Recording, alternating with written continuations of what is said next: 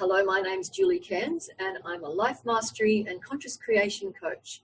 And I'd like to welcome you to the Inner Peace Masterclass. Today I have with me the wonderful Carolyn White, who is known as ChakraCoach and works with her husband, and she herself is a speaker, author and intuitive chakra life coach.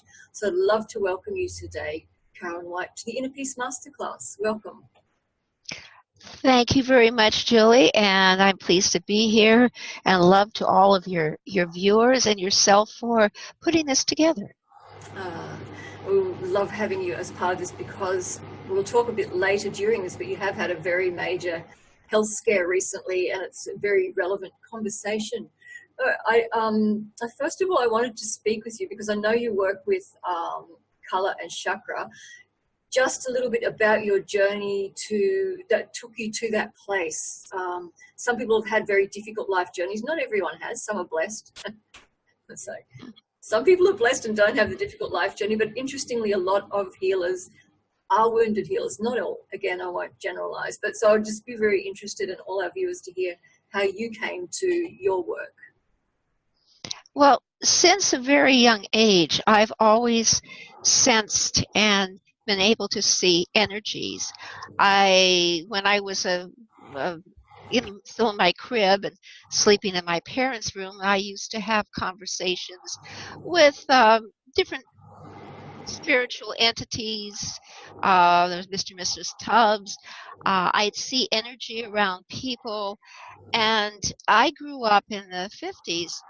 And of course, there was no internet back then, and resources for understanding this were few and far between.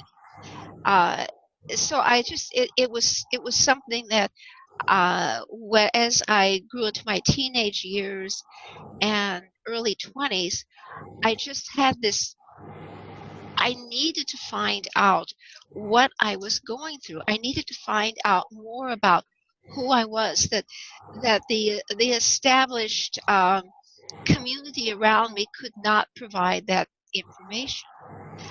So when I was in my early 20s, I moved to San Francisco because at that time, the only places that had metaphysical bookstores were either on the East or the West Coast.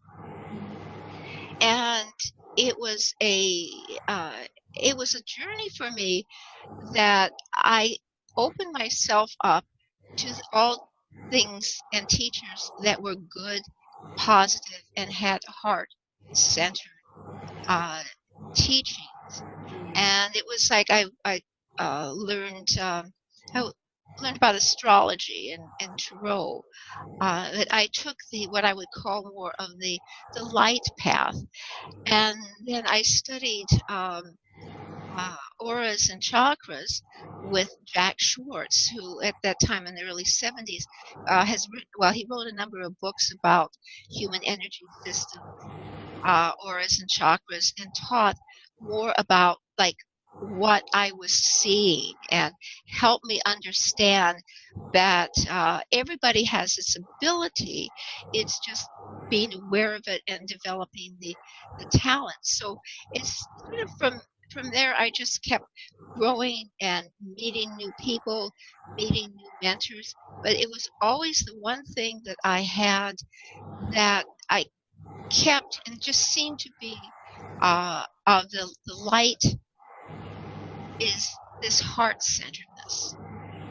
I always followed what my heart said, and goodness, kindness, and it just and I realized later that when approaching my studies and approaching my mentors from this heart-centered view, that I attracted the same type of energies. And so I learned about vibration and learned about the law of attraction before the law of attraction movie came out. So it was for me a journey that I was able to attract this heart-centered energy. And also I started working with people and helping them understand their inner wisdom. because I came to an early conclusion that it isn't about following somebody else's path. It's about acknowledging your own purpose and your own inner wisdom. So that's kind of how I evolved. And then about 12 years ago, Gerry and I, my husband, uh, uh, purchased a system that was like a biofeedback system, but helped people see what colors they were emanating from their aura, and also the state of their chakras. And for the last 12 years, we've been helping people, in some respects, discover their superpowers, helping them open the doors so that they can realize that they are also a magnificent sovereign being of light and life and love.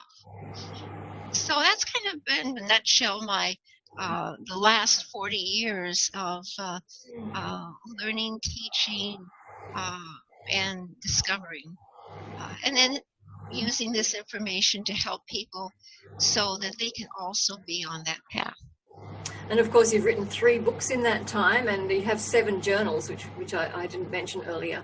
I mean, I'm just interested. I remember in my childhood going to, I don't know if it was a psychic fair, but I remember my first Kirlian photograph that someone took of me. I'm wondering if that's the machine you're referring to. It sounds very similar to Kirlian photography, and I just remember the astounding nature of the photographs they're taking. I remember them. One of the actual things I remember was a photo that they showed me of someone who was drunk and someone who was sober. And sort of like how the aura goes is quite expansive, and like a normal aura is maybe just has a little more boundaries around it. It's like this really interesting shift that happens in people's energy fields when they use drugs. That was interesting, because that was one of the things they demonstrated to people. But I remember mine, like I think I remember I had lots of reds and greens and yellows. It's probably shifted a bit because I was very young then, but yeah, is that the type of machine you're talking to, the biofeedback machine that you're using these days, or is something different? It's similar, because Carolyn photography is it's a high voltage. It's a different type of system. It actually picks up more of the plasma energy around you. We're using it's a very modern system where it's actually reading the microvoltages along the meridian system, and each one of the meridians is associated with one of the chakra centers, and I go into great detail explaining that in my book Chakra Mastery. And so it's what you probably experienced. It's an older type technology. It would be like looking at a TV that would be a cathode ray tube versus looking at a plasma TV today. Because they're still around. They're still using them in Australia. Oh, sure. And it's a one of the things that we have with the particular system we're using is that we can actually see what is going on with each individual chakra. And one of the things that I find so fascinating, like you mentioned, the person that was drugged, on our website, we have a number of what I call before and afters, where we take a picture of the person and we can see the aura and their chakras, and then do certain work with them, like do an attunement, or do work with crystals, and it does make a big difference. You can see that energy work really enhances and strengthens the aura, of course, the representation energy field, and also the 7 major chakras. Okay, but you actually do see auras yourself, don't you? You actually can see them. Yes, and that's how I got interested in getting the machine, because I found, it's interesting. I found that early on when I would talk to people about their energy and what I would see, and I sense that sometimes there's a little bit of doubt going like, yeah, well, she sees this. actually, when we're using this particular system, you and I are both looking at the same thing and see what I'm talking about. So we have that shared experience. So if I say that, okay, I can see some areas in your aura and your chakras that you may have a lot of, you need to express yourself better. And I can say, look at the throat chakra.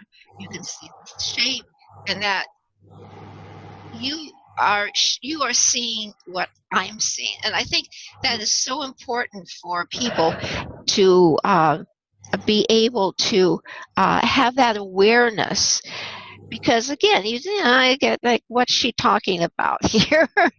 So I'm curious, can you see any colors around me at the moment?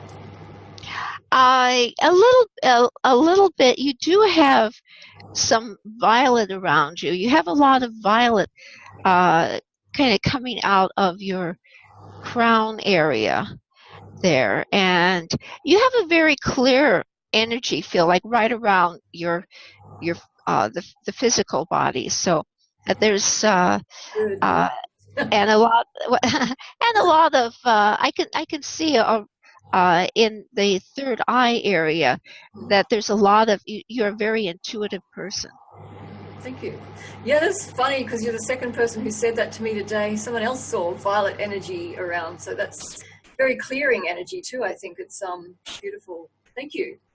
Yes, it is. It is, and if we had you on the aura machine, because one of the things that I've done is teach classes on how to see auras, and then we do it. We go through an induction, and then we use the aura machine to validate what everybody has seen. So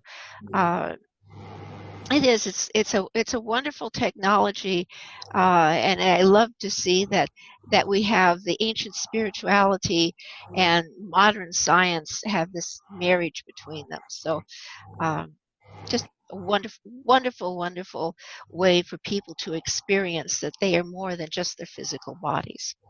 And do you have, I know I have some explanation for myself, but many of us are drawn to particular colors. For example, I'm wearing a blue. I mean, blue and I are meant for each other. My soul is in love with a particular shade of blue. So I figure I almost feel like it's from another planet, that I come from another planet or something. I'm so in love with blue. But not everyone is, like everyone has like a color one that they really do align with. Do you find that people like have a predominant color that they're in love with or they're deeply drawn to? And do you have an interpretation of what that might mean for people? Well, most of the time, it's because that's the predominant aura color, the predominant color that they're resonating to at the time. Sometimes, now again, you're a very intuitive and aware person. What I tell my students is that if they feel like they need to bring a certain energy into their life, is to wear that color or to wear the gemstone.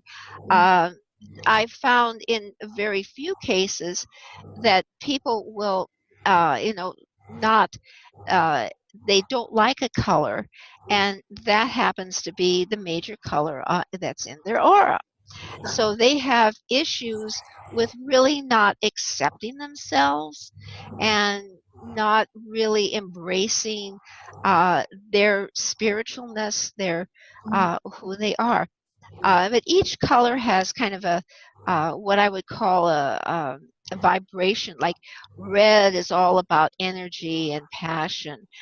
Orange is creativity, dealing with relationships. Yellow is very mental. If you want to have a good area to study in, a nice light lemon yellow. Right. Green, of course, is this heart-centered energy, the energy of nature. Blue is all about communication. And you're starting with the color, the blue, the indigo, the violet. You're getting more into the etheric or the spiritual chakras. So it's like you're putting yourself into another realm. You're putting yourself, because the red, orange, and yellow are definitely more physical colors. So ones that if you like the violets and indigo and the blue, you're bringing yourself more into that the spiritual realm of energy vibrations. So um, there's several explanations uh, for the colors, but really it's what do you feel comfortable with? What kind of vibration do you want to bring into your life? And of course, the blue is all about communication. So you're communicating, you're bringing a beautiful, wonderful message to thousands of people. And so this is probably right now why you're attracted to that one uh, tone or shade, a color My of life, all my life. yes. Interestingly, I've made sure, you can see behind me a red wall. It's like I brought red into my home because I had so much blue. I had blue, a beautiful blue couches, everything. I was like, it's a bit too cool, and I needed to actually respond to red as well. I needed to, because I think you need that balance, and I really purposely brought it into my home. And I do like it. It's energizing, and I think that it's actually a balance. I do like having that balance. I'm just wondering also, because there's, interestingly, I think the rainbow is a very interesting spectrum, and it's very much part of, say, the Hopi American prophecy is the rainbow people. And I think there's a very strong, people are really starting to relate to colors a lot more strongly than they had done. And I think there's a great awareness that there's almost like a very gray energy going on for a few decades, maybe longer, and that it's really important to sort of come out of that gray energy and learn what is the meaning of the rainbow energy, because so many people saw it as hippie stuff, same as peace, like I'm trying to really reframe the whole thing, get away from those, kind of drug-induced memories that people have, and come to the actual true nature of peace and colors and the health of the planet, and a planet that's very trained, as I say, in warfare and not trained in peace, and doesn't really know how to do that so well. So it's sort of like we're all having to educate ourselves about the ways of peace rather than conflict, and it's challenging. But I'm Exactly. just, do you have a take on that kind of concept of the rainbow people, that concept that's been coming in from various prophecies even?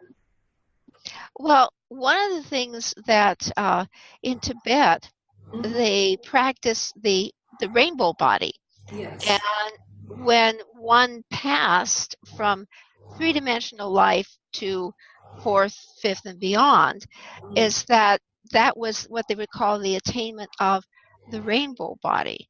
Yeah. And I've seen this so in so many people that years ago I had a teacher that said, "Oh, black, black and gray, those are not colors; they're actually energy stiflers." Yeah. And Interesting. bringing in the colors now, and this awareness of what that energy is. So at one level, on the three-dimensional level, we have that, as I was saying, that you have bring in colors to stimulate and to attract energy, but it's also the rainbow body is the ultimate ascension. I mean, that's if you can attain this balance with all of the chakras, and uh, then have this light body. Uh, there really is no death. It's just a transition. Yes, I'm right there. And that's the message that's really needing to come through strongly. I think a lot of people are really needing to remember that life is eternal, like it, it goes on and on. And I think a lot of people get that from, well, we'll go into that, but, people who've been through near-death experiences or hypnotic regressions into other lives, into past or future lives. And then it does seem to bring enormous peace to people to remember that it doesn't. Some people, some seem a bit fixated. This is the one and only life. I've never, ever felt that during this lifetime, that this is my one and only lifetime. had too many past life recalls. But so I just actually, I know that you have recently been through, like very recently, been through a very serious and fierce illness that nearly took you out, basically. And I'm just wondering, and you're still with us, and that is such a blessing. And I'm so happy that you are, like, beyond belief. And I just love you to, if you're open to sharing a little of that journey, because it's, I think, very relevant to our conversation today. Oh, for sure. No, one of the things that I had, I would call it more a shamanistic dark night of the soul journey. I was in a coma after I had 3 major surgeries. I went into the hospital for, I had, it seemed like an appendix attack. And the next thing I knew, according to my husband, my part of my colon next to where the appendix is had ruptured, and I had a massive infection. Well, one of the things that happened, and again, this is part of having this, I call it my inner compass of inner peace. Gerry, who we've been together for about 40 years, when I had this happen, that the doctor says, "Oh, she's got this massive infection." So instead of living in fear, he went back home and started meditating. And in his meditation, he called on Sananda.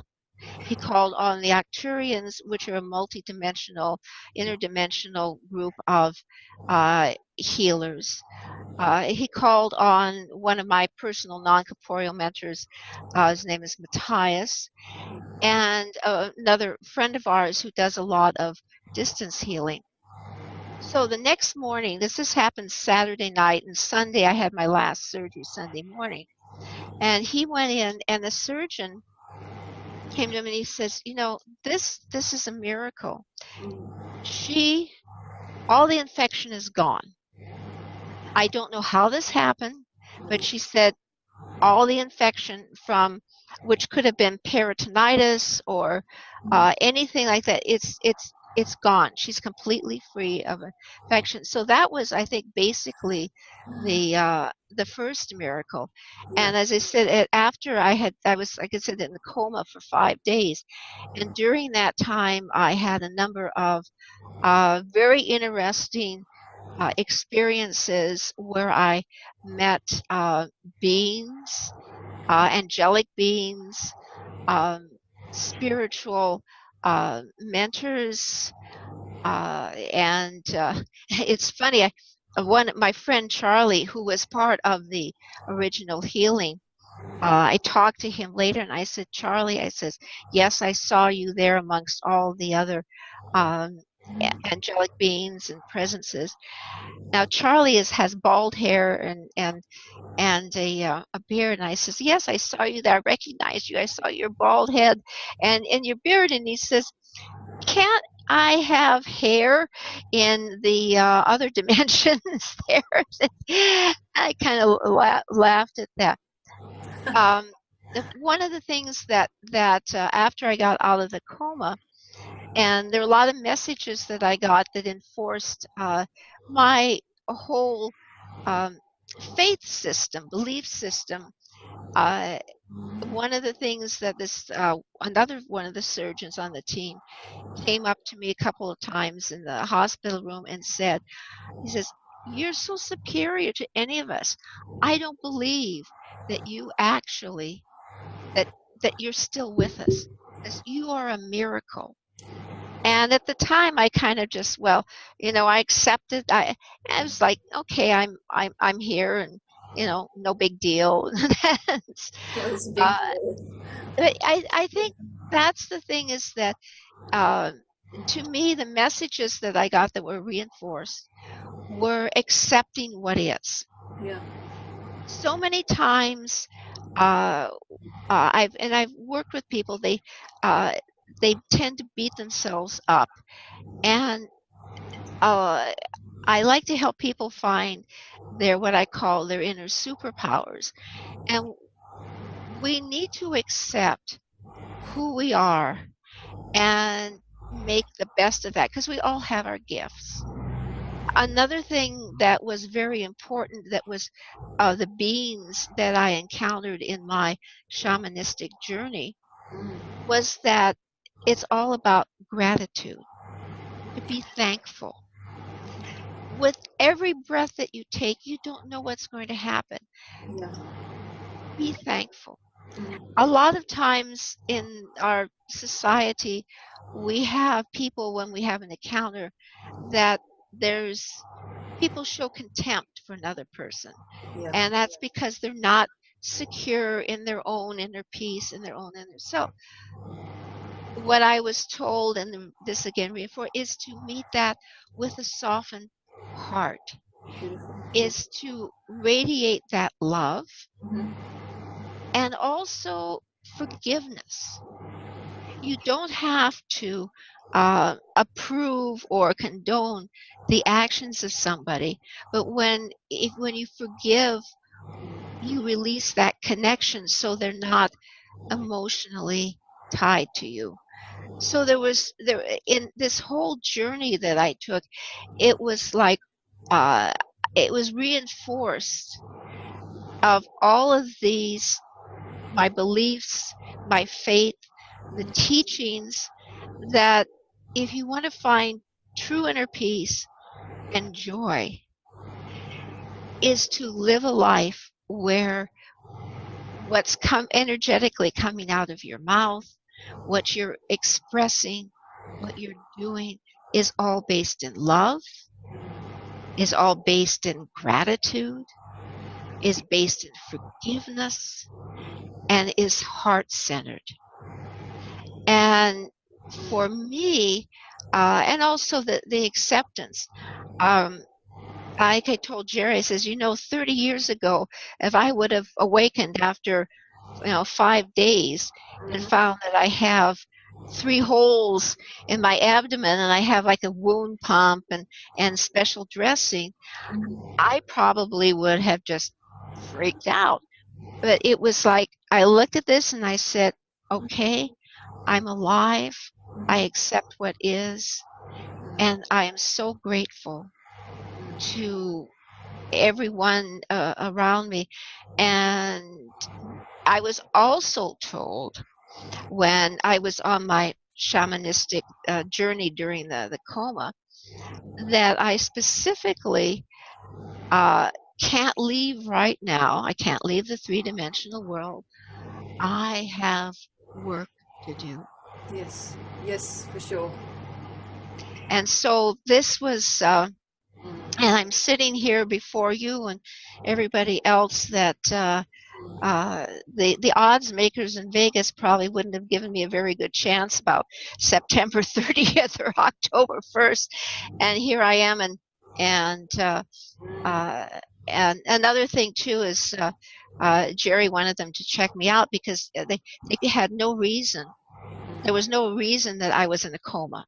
So he wanted them to check me out to see that I didn't have a stroke or something else weird. And they said, nope, she's just, I guess she just wanted to roam around for a while. Really? I didn't realize that. Okay. So no, there was nothing, there was absolutely nothing that I was just, I guess it was my part of my journey and my learnings that I needed to experience this. So, And people who bring back these journeys are blessings to the planet, because they have so many beautiful messages to bring to people who have forgotten.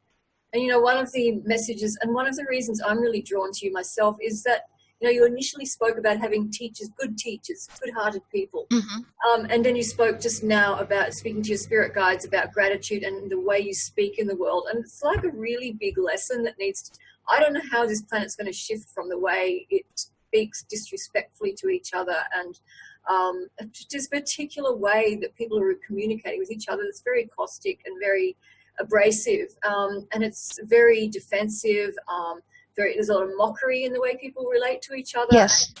I mean, I know there's that real trickster energy that people play with. People like playing games, and and it's a kind of avoidance of true intimacy. But it's a particular way of relating that's really taken precedence on this planet, and to meet people that are genuinely good. And I know there are communities on the planet who do not actually really relate in that way. They're kind of hidden away and remote. That's why they survived in that way.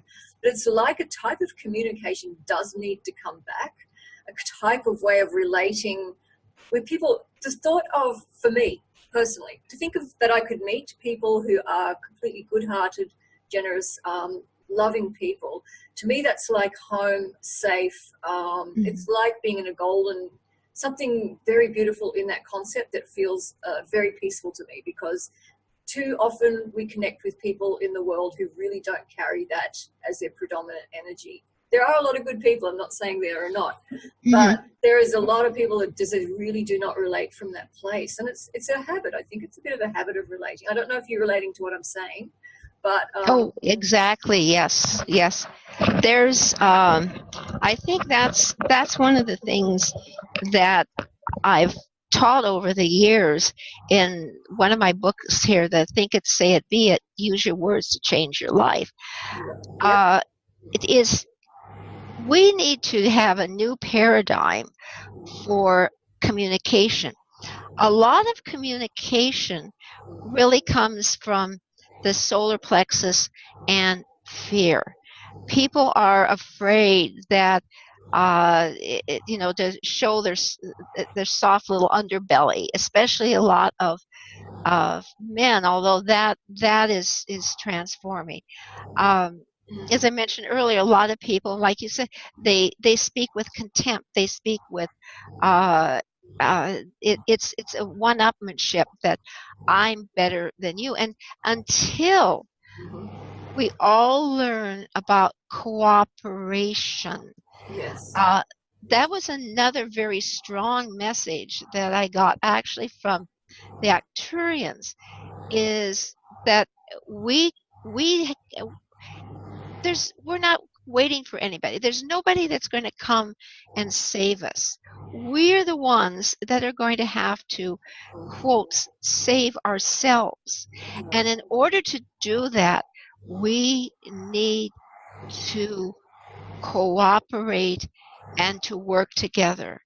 There's no one that is, we tend to view this planet as we're in judgment, and when you judge, it's either I am less than or I am greater than. What we need is more discernment. Is this the best for my higher self? Is this the best plan of action or course of action for my highest good?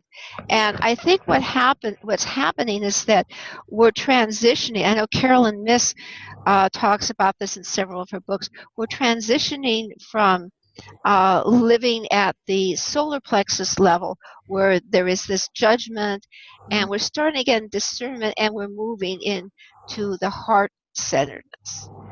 And when we accept, we're no longer judging. Yeah. Yes, the heart is wise. That's the heart, and in fact, that's probably one of my favorite things that when I in my classes is to teach people to connect with their heart. Yes. And you're quite right on, is that we need to develop a new paradigm for communication in a way that is growth oriented and helpful to all of our highest good and to the planet. Yeah, there's definitely a shift going on, because people are becoming very aware of their kind of psychic abilities. That it's not just a select few. People are becoming quite aware of the interconnected natures of our minds, and I think there's been a few ethical breaches go on in that area. Yes. I think that needs to be looked at. So in a sense, it's new territory for a lot of people, and a lot of people are kind of boundary hopping, and I think it's like a completely new dialogue needs to happen, and like you say, a new paradigm of communication. But going back, I also think I really draw from a lot of the indigenous wisdom as well. I like to marry the two, of the kind of contemporary futuristic and the indigenous wisdom that's there already. It's there. It's already written. They've already said all the stuff that you read even later philosophers have said was already said by the Eskimos 5,000 years ago. Like, you know, so it's already there to draw on, and you know, as I said, time is not linear. It's kind of not what we think. So, you know, there's very sophisticated concepts out there in so-called remote communities that have a lot to teach us as well, I think. You know, anyway, that's my belief. I'd like to kind of bring it all together. Yes. Well, it's just like the wisdom of the Hopi. Yes. Yeah. The wisdom of the elders in a lot of the groups that we have here in North America. It is so you know, we've kind of bulldozed, and unfortunately we've lost a lot of that purposefully. We don't really know our true lineage. We don't really know what our history is, and if we don't know what our history is, then how can we not repeat the past mistakes we've made? Yeah, exactly.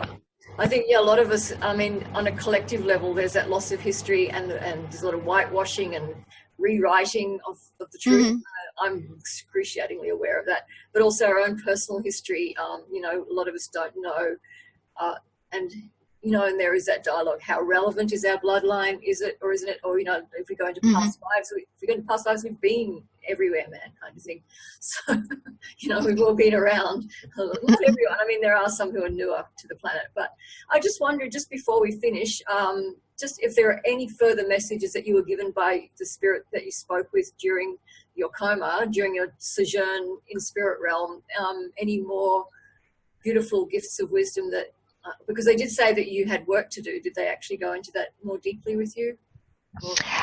Well, basically, they told me that I have a couple more books that I need to write, and also to be doing a lot more speaking, and to get out and help people understand their energy. So it's keep on keeping on what I was doing. One of the things that was imparted to me by, there was a being, I believe he was an Arcturian, named Ronert, and he said that that life, if anyone wants to experience pure joy, that getting in touch with just holding one's hands over the heart and just breathing, and remember, love is a verb. So it's just keeping your hands and closing your eyes and just breathing that in, and that will take you into that spot of pure joy. And once you have that, to get to that spot, that place, which is more of it's not on this third dimensional feeling, that you will be able to experience, like what I experienced, that we are more than our physical bodies, and there is no such thing as death. It's just a transition. We are here, we're in one form, and we are, when our time comes, the body expires, and we go into another form. And this is something that is, I experienced, because, you know, I was probably out there, and I was going like, well, I don't know, this isn't too bad here, and I was told, like, you got to come back. Come on, you got. How did that feel? Did you run? You got about another 20 or 30 years of stuff that you've got to do, and get the message out. Did you feel a little reluctant to come back, or was it like, okay, yay, I'm coming back to Earth? Well, you know, it was, again, it was more, I was positively neutral about it, because when I came back Okay. and I woke up from the coma, just, it was like, here I am. It was like, okay, I'm back and I accept what is going on. And I think that's another main thing, is, to me, is just to maintain that positive neutrality, is that, okay, this is what's happening in life, uh, and just go with it and do the best that I can with what I have to work with. It's such a gift. Honestly, I think of people who have had that near-death experience and come back, is the messages they have for all of us are very profound, and people needing to hear them because of that fear of death is huge. But honestly, I think the people who suffer the most with death are those who are left behind, not those who got. We're the ones who suffer. Like even Buddhist monks will cry when their fellow monk dies. It's no matter how evolved and enlightened, we still feel the pain of loss. It's natural. But the person who's Oh, for sure. gone to a whole different, dimension, and they're okay. We all. It's part, well, that's part of the grieving, and that also is an energy of the heart chakra, and the level of grief is the level of love that you've had for a person. The thing that I've found is that with the grief, is that it's not living in the grief, it's experiencing that, realizing that, and releasing it. Wow. Well, Carolyn, it's been wonderful talking with you today. I could talk with you for hours, for sure, but we'll finish the interview here. But I just wonder if you could just tell the viewers who are watching of the free gift that you're offering, which I believe is the 7 spiritual stepping stones, your path to consciously evolve. If you can just explain that a little to our viewers, what they might expect with that. Well, this is actually, I'm going to be writing a book about this. It's a 45-minute presentation that I did at the 3rd Annual Galactic Wisdom Conference this year, and it's the full presentation. And what I talk about is the 7 principles of Hermetic wisdom. Their origin, how far back that they go, because this is part of our very, very ancient heritage, and how we can use those 7 principles to spiritually evolve today, because there's a lot of times there's so much noise out there where people are saying, do this, do that, follow this guru, join this, and it's these 7 principles were given to us thousands of years ago, and they are relevant today to help us understand what energy is and how we can consciously evolve. Wonderful. Oh, that's a very generous gift. Thank you so much. And thank you so much for the generous gift of your time. And we're so blessed to have you with us. So blessed. So blessed to have your messages from Spirit, and that you're able to disseminate them to us so clearly. And I hope to hear a lot more from. Well, I was told I've got more work to do. So. I've got work to do. Yeah, you're meant to be here. It's not the easiest place, planet Earth, but there's definitely work to be done. Yes, definitely. Thank you so much, and thank you for being with us today. Thank you, Julie, for having me on. Long and prosper. How do they do that? Dude. That's, oh my goodness. Yeah, you do it. I'll just go peace. And thank you so much for being with us today. Okay, thank you.